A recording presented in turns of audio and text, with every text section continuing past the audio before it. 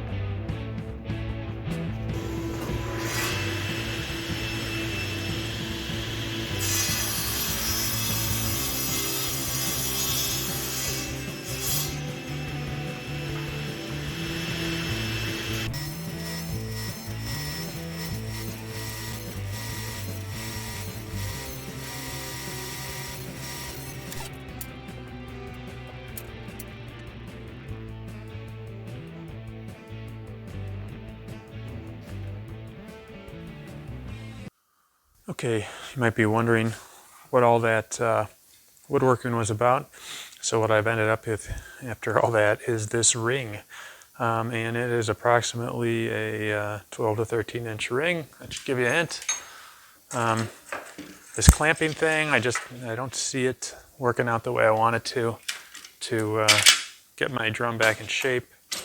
You know, might be helping a little, I don't know. But I thought ultimately what I should be doing is probably inserting a ring inside of here to force it to stay at the dimension that I need, the diameter that I need all the way around.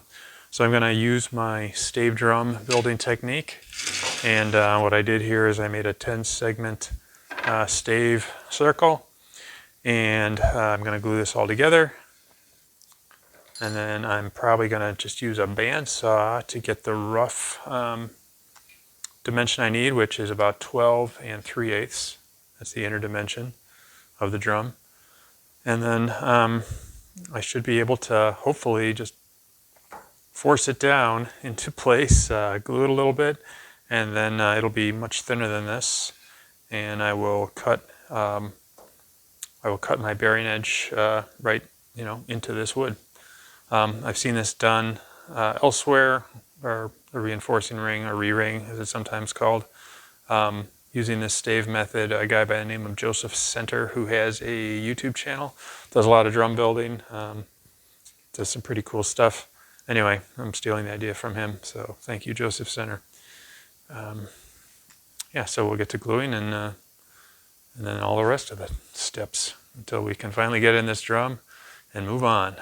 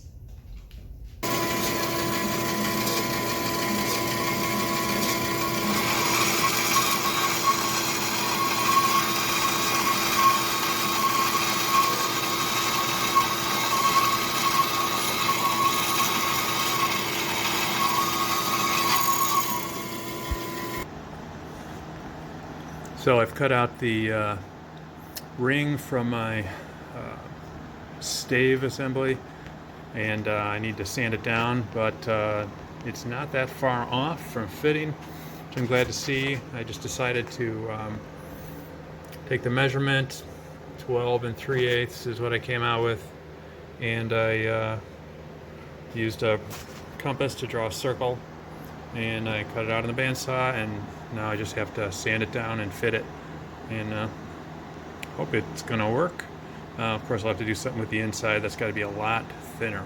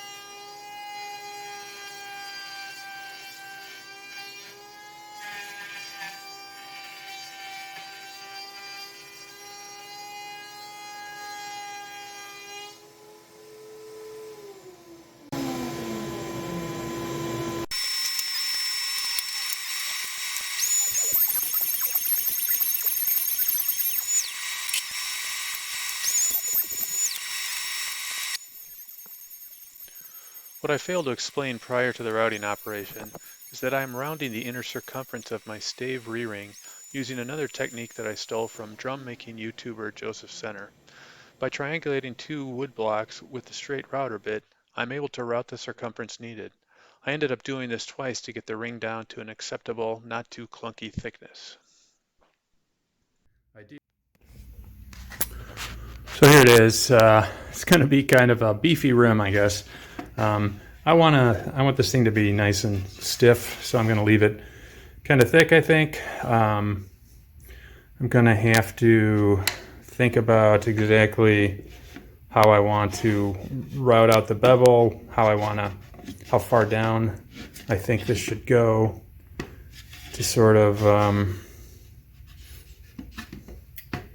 align with the bevel that I intend to cut on the original rim.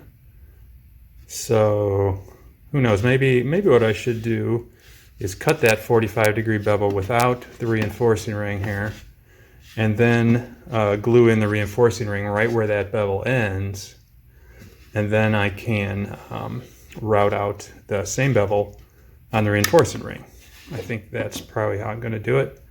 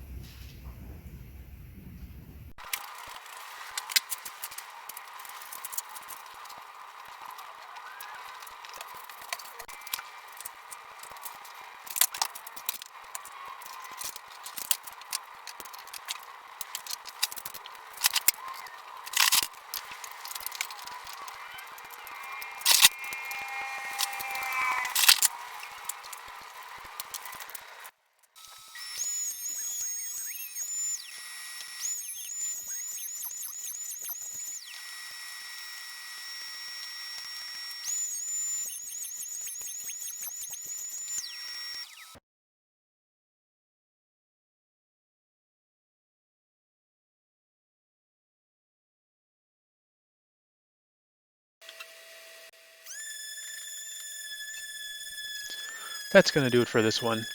I took the long way to resolve the warp drum issue, but it worked and should last forever. Next time, I think I'll be doing some general cleanup, recutting bearing edges, and who knows what else. Thanks for watching. Please like and subscribe if the spirit moves you. See you next time.